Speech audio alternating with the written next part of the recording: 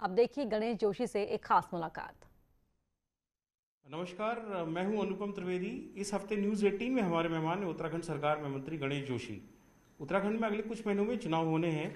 ऐसे में जो मंत्री हैं सरकार के, वो किस तरीके से अपने कामकाजों को प्रोजेक्ट कर रहे हैं, कैसे भाजपा की जीत को इंश्योर करेंगे, इन सब मुद्दों पर आज हम बात करेंगे। आपका स्वागत है गणेश जोशी जी। नमस्कार। पहला सवाल मेरा यही है कि कोई 4-5 साल पहले आप एक विवाद में फंस गए थे। शक्तिमान एक घोड़ा था पुलिस का, उसकी टांग टूटी, फिर उसकी कुछ दिनों में मौत हो गई। वो देश भर में इतना बड़ा इशू बना और हाल में भी आपको कोर्ट ने बरी कर दिया है। तो पूरा आपको कोर्ट ने बरी तो कर दिया है, लेकिन जिस तरीके से सारे मुद्दे पे राजनीति चली थी और आपकी जो एक इमेज गड़ी गई थी उस समय, तो क्या आप कोर्ट का फैसला आने के बाद आपको लगता है कि कुछ चीज़ें साफ हुई हैं? देखिए, मेरा ये मानना है, हर चीज़ में अच्छा ही दिखता हूँ। और आपको ध्यान होगा तो उस टाइम मेरा बयान मैंने दिए थे, मैंने कहा था अगर मैं दोषी हूँ तो मेरी भी एक टांग काट दी जाए, क्योंकि 3 दिन तक इतना ज़बरदस्त मीडिया ट्रायल मेरे पर हुआ। और उसके बाद जब एक चैनल द्वारा शक्तिमान का सच दिखाया गया, क्योंकि जब घटना घटी उस समय वहाँ पर मौजूद था ही नहीं, और एक एंगल में इस घोड़े का पैर फंस गया था और उसकी वजह से उसकी टांग, और वो राजनीति का शिकार हो गया। क्योंकि हमारे राजनीतिक विरोधी ने अब जो भी किया वो चाहते थे कि इसका राजनीतिक लाभ लें, लेकिन उल्टा हुआ। और मुझे न्यायपालिका पर पूरा विश्वास था, और मैंने पहले भी कहा था कि मैं निर्दोष हूँ, और न्यायपालिका ने मुझे दोष साबित किया है। इसके लिए मैं न्यायपालिका का सम्मान करता हूँ। तो लेकिन जोशी जी, मेरा सवाल यही था कि जो आपकी एक इमेज बनी थी उस समय पे देश भर में, आप एक विलन के तौर पे उभरे उस प्रकरण के बाद, तो कोर्ट का फैसला आने के बाद आपको लगता है कुछ सकारात्मक छवि की ओर बढ़ेगा कदम? नहीं, देखिए, जनता ने तो मुझे पहले ही जो है, जनता की रत में मैं पहले ही पास हो गया था। क्योंकि मेरे क्षेत्र में जिस प्रकार से मैं लगातार जनता के बीच में रहता हूँ, जनता बीच में सक्रिय रहता हूँ, और मुझे नाम लेने में गुरेज नहीं, हरीश रावत जी मेरी छवि को उसके माध्यम से ख़राब करना चाहते थे। और ये उन्होंने खुद स्वीकारा है। अभी जब गैरसैंण में हम थे, एक दिन वो मेरे घर आए, वहाँ पर आए सत्र में, और मुझे कहने लगे कि यार मैं चाय पीने आ रहा हूँ, और बातों बातों में कहने लगे यार मैंने बहुत कोशिश की थी तेरे को वो करने की, मैं नहीं कर पाया। इस बात को उन्होंने खुद मेरे कमरे में आकर स्वीकारा है। लेकिन भगवान जो करता है अच्छा करता है। मैं तो ये कहता हूँ, मैं हर चीज़ में अच्छा ही ढूंढता हूँ। अगर वो मुझे नहीं फंसाते, इतना मैं इंटरनेशनल नेशनल मीडिया पर नहीं आता, तो मेरी बेटी आज राष्ट्रीय नेता नहीं होती।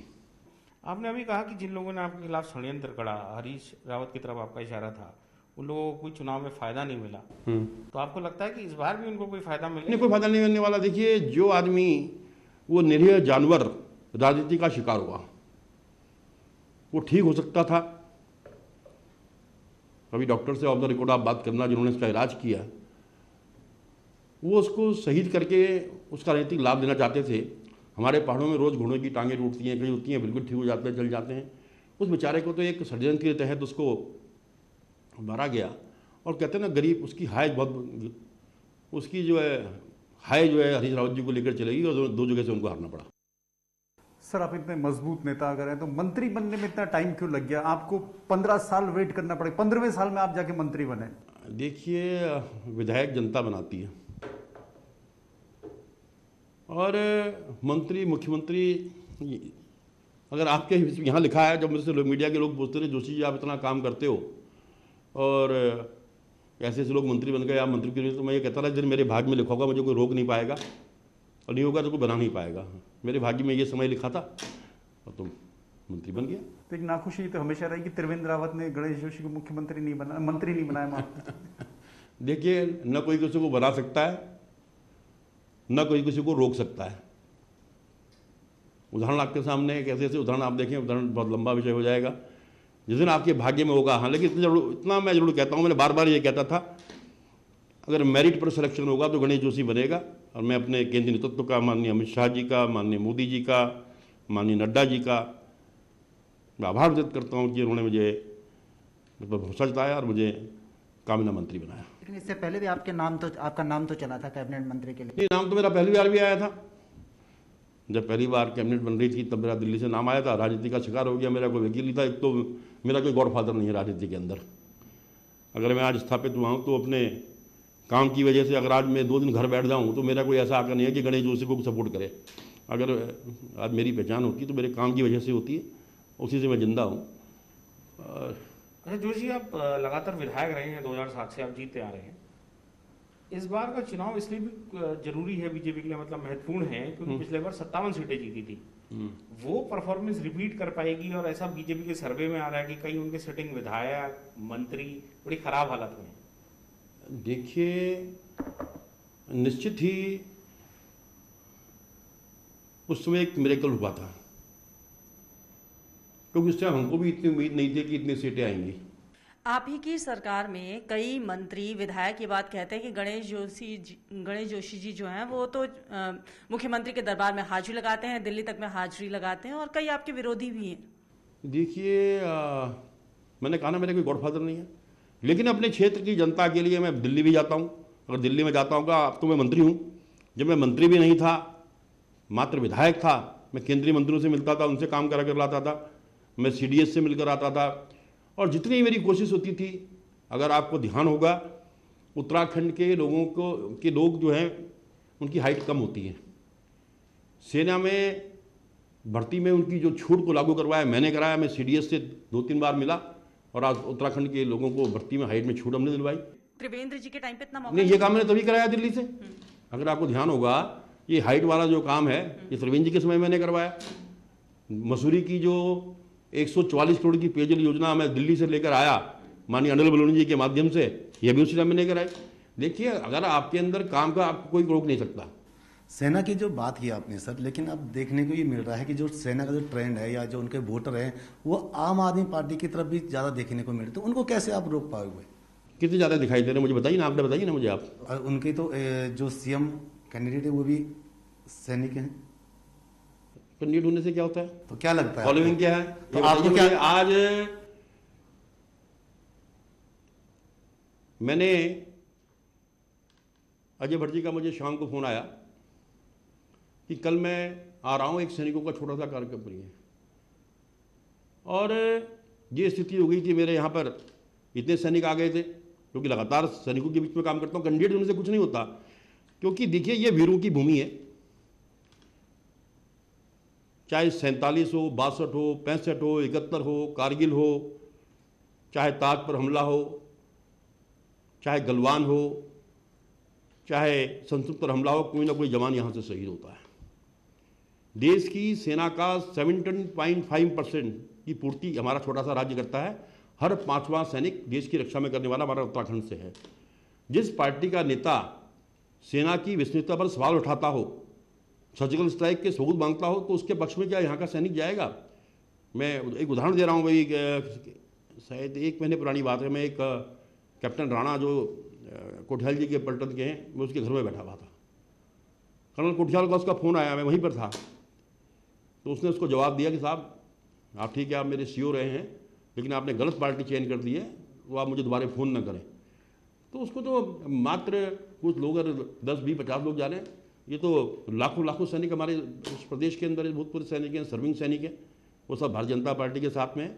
मैंने कहा कि जनरल खंडूरी जैसा जनरल हमारे पास है, और गणेश जोशी जैसा राइफलमैन सिपाही भारतीय जनता पार्टी के पास है, तो इस कर्नल से कोई फर्क पड़ने वाला नहीं है। मेरा सवाल यही है जोशी, आपका पृष्ठभूमि सैनिक की रही है, आपने मेजर जनरल BC खंडूरी की बात की है, वो एक्टिव पॉलिटिक्स में एक तरीके से नहीं है। कर्नल कोठियाल इस वक्त आम आदमी पार्टी का चेहरा है, और ट्रेडिशनली जो यहाँ पर उत्तराखंड में रहा है, माना जाता है कि सैनिक जो हैं बीजेपी को ही वोट करते रहे हैं, ज़्यादातर एक बड़ा हिस्सा उधर जाता है। तो आप ये कह रहे हैं कि कोई भी सैनिक वोट नहीं करेगा आम आदमी पार्टी को? मैं ये नहीं कहा नहीं करेगा। मान लिया 100% में से 2, 4, 5% ने कर दिए, तो उससे कोई फर्क पड़ने वाला नहीं है। नुकसान तो बीजेपी का ही होगा। नहीं, क्या होता कांग्रेस के वोट जाएंगे वहाँ? नहीं, फौजी तो अगर मैंने कहा, लेकिन अब मैं आपसे कह रहा हूँ कि नुकसान तो उसमें बीजेपी का कैसे नहीं? मैंने कहा ना के बराबर, क्योंकि अधिकांश चाहे सर्विंग सोल्जर हो, चाहे पूर्व सैनिक हो, क्योंकि सैनिकों के हित में जो हमारी सरकार ने काम किए हैं, 46 साल से हमारे पूर्व सैनिक 1 रैंक 1 पेंशन के लिए लड़ रहे थे। अरे जोशी, एक बात बताइए, आम आदमी पार्टी फैक्टर है नहीं है स्टेट की पॉलिटिक्स में? देखिए, मुझे तो, मैं भी उत्तरकाशी का प्रभारी हूँ, वहाँ भी गया जहाँ पे इन्होंने कुछ काम किए हैं जब वो थे। अभी मैं टिहरी भी गया था। देखिए, कुछ एक क्षेत्र जो नीचे के हैं, तराई के, जहाँ पर मुस्लिम बाहुल्य क्षेत्र हैं, वहाँ हो सकता है थोड़ा बहुत कुछ कर ले, लेकिन मैंने कहा ना, ये तो राष्ट्रभक्तों की भूमि है, वहाँ पर इनकी दाल गलने वाली नहीं है। तो जो राष्ट्रभक्त नहीं है वही वोट करेंगे दूसरी नहीं, पार्टी? देखिए सही बात है, जो पाकिस्तान जिंदाबाद के नारा लगाते हो, जब मैच होता हो तो सोचते हो कि पाकिस्तान जीते, तो ऐसे लोग उनके साथ जाएंगे ना, कोई राष्ट्रवादी व्यक्ति जो है उनके साथ नहीं जाएगा। सर, एक सवाल यह है कि आपके राजनीतिक गुरु हरबंस कपूर 8 बार के विधायक हैं, आप कितनी बार तक विधायक मसूरी के रहेंगे, और या फिर बेटी को आप उतारेंगे? देखिए, मैं तो बाई एक्सीडेंट पॉलिटिक्स में आया, आपको शायद पता नहीं होगा। मेरे पिताजी भी फौजी थे, मैं भी फौजी था, और मुझे तो राजनीति की ABCD भी नहीं आती। अभी भी देखना, मैं सीधी बात करता हूँ तो मेरे से नाराज आते हैं, होता है तो हाँ कर देता हूँ, ना कर देता हूँ। राजनीति में तो झूठ बोलना पड़ता है, मेरे से झूठ बोला नहीं जाता है। तो कई बार लोग मेरे साथी कहते हैं मुझसे कि यार जो चीज़ हाँ कहती तो क्या होता है। मैंने कहा जब कर नहीं सकता हाँ क्यों कह दूँ भाई मैं। अच्छा मंत्री जी, एक बात बताइए, बीजेपी ने इस बात को बहुत इशू बनाया है, ये मुद्दा बड़ा छाया रहा कि भाई हम परिवारवाद को प्रमोट नहीं कर रहे पॉलिटिक्स में, तो आपका क्या थॉट है इसमें?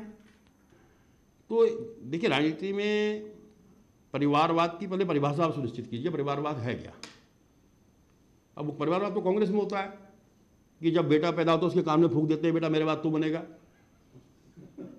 नहीं, ऐसा तो बीजेपी में भी है। बीजेपी में कई नेता आपके ऐसे हैं, आपने कहा काबिल और नाकाबिल, ऐसा तो कोई मीटर है नहीं नापने का, नेता अपने हिसाब से इसको डिफाइन करते हैं। तो परिवारवाद तो एक नहीं, देखिए मैं तो हर चीज़ की बात, देखिए हर चीज़ की बात आपने को स्वयं से शुरू करनी चाहिए। अगर मेरी बेटी राजनीति में आई है तो अपने दम पे आई है। आज लोग ये कहते हैं, मगर मैं दिल्ली आता हूँ तो ये कहते हैं ये नेहा के पापा ये नहीं कहते गणेश जोशी की बेटी है। उसने अपने आचरण से, अपने काम से, अपने व्यवहार से एक जगह बनाई है।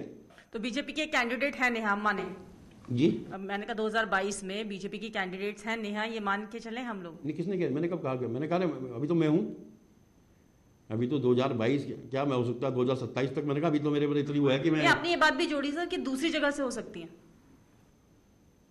देखिए मैं उसको स्टेट पॉलिटिक्स में इन्वॉल्व करने के पक्ष में नहीं हूँ। तो बहुत चीज़ें हैं, कहीं भी हो सकती है, मैं ये कहा मैंने, क्योंकि देखिए स्टेट पॉलिटिक्स में और नेशनल पॉलिटिक्स में बहुत अंतर है। और आप जो राष्ट्रीय राजनीति के अंदर है, राष्ट्रीय नेतृत्व जो उसके बारे में सोचेगा तो स्वीकार किया जाएगा। सर, आप पे एक आरोप ये भी बनता है, विपक्ष लगातार इस बात को कहता रहा है कि आप लोगों ने अपनी अपनी कॉन्स्टिट्यूंसी में स्लम एरिया बहुत ज़्यादा डेवलप किए। क्या जी? स्लम एरिया आप लोगों ने बड़ा, अगर कोई एक भी व्यक्ति एक उदाहरण अगर पेश कर देगा तो मैं राजनीति से संन्यास ले लूंगा। हाँ, जो स्लम बसे हुए हैं, जितने स्लम बसाए, अगर इंदिरा नगर, बापू नगर, राजीव नगर, जितने स्लम बसाए हैं कांग्रेस ने बसाए हैं। जब किसी गरीब आदमी को आपने बसा दिया, वो 15-20 साल से 25 साल से वहाँ रह रहा है, तो उसकी सुविधा देना फिर हमारी जिम्मेदारी है। आप लोग नियमितीकरण भी नहीं कर पाए उनका? नहीं, देखिए हम उसका देखिए हमने पहले हम 3 साल के लिए उनके लिए अध्यादेश लाए थे, अभी 3 साल के लिए फिर अध्यादेश लेके आए हैं। और क्योंकि हमारी सहानुभूति उनके साथ है और नियमितीकरण भी हम करेंगे, ये मैं बहुत भरोसे के साथ कह सकता हूँ।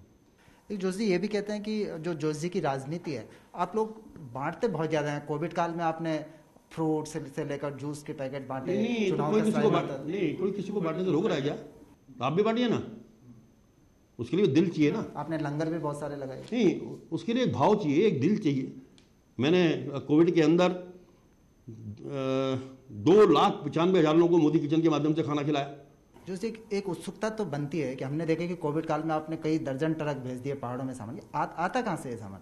देखिए, अगर आपकी नीयत साफ है, लोगों को भी बताया। अगर मान लिया मैं किसी अपने मित्र से कह रहा हूँ कि अशोक भाई साहब मुझे यार वहाँ पे कंसंट्रेटर भेजने हैं, मुझे भेजिए, उन्हें माना कि मैं गणेश जोशी को सामान भेजूंगा तो वो सही जगह जाएगा, किसी हॉस्पिटल में जाएगा, किसी गरीब के पास जाएगा, तो लोग मदद करते हैं। मंत्री जी, एक सवाल ये है कि प्रदेश में बेरोजगारी या रोजगार की तलाश में ये सबसे बड़ा इशू रहा है। यंगस्टर जाते हैं। उपनल आपकी एक एजेंसी है सरकार की, उसका एक इशू चल रहा था जिसमें एक सरकार की उप समिति बनी, आप भी मेंबर थे, आप लोगों ने सिफारिश करी, तब भी जो है मामला कुछ हो नहीं पाया।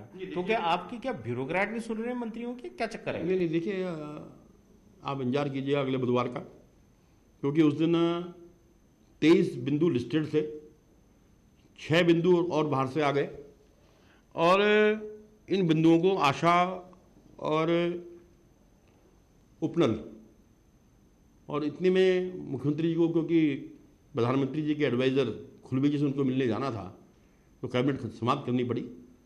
मंत्रिमंडल समिति की जो रिपोर्ट हमने दी है हम उसको लागू कराएंगे और अगले बुधवार के अंदर इसको हम कैबिनेट में लेकर आएंगे। चलिए, बहुत धन्यवाद। तो ये थे उत्तराखंड सरकार में मंत्री गणेश जोशी, जो आज न्यूज़ 18 में थे और उन्होंने बताया कि सरकार की प्रायोरिटी है बेरोजगारों को फिलहाल जो उनके मामले लटके में उसमें देना। उन्होंने ये भी दावा किया है कि चाहे कुछ भी हो जाए बीजेपी सत्ता में लौट के दोबारा आ रही है।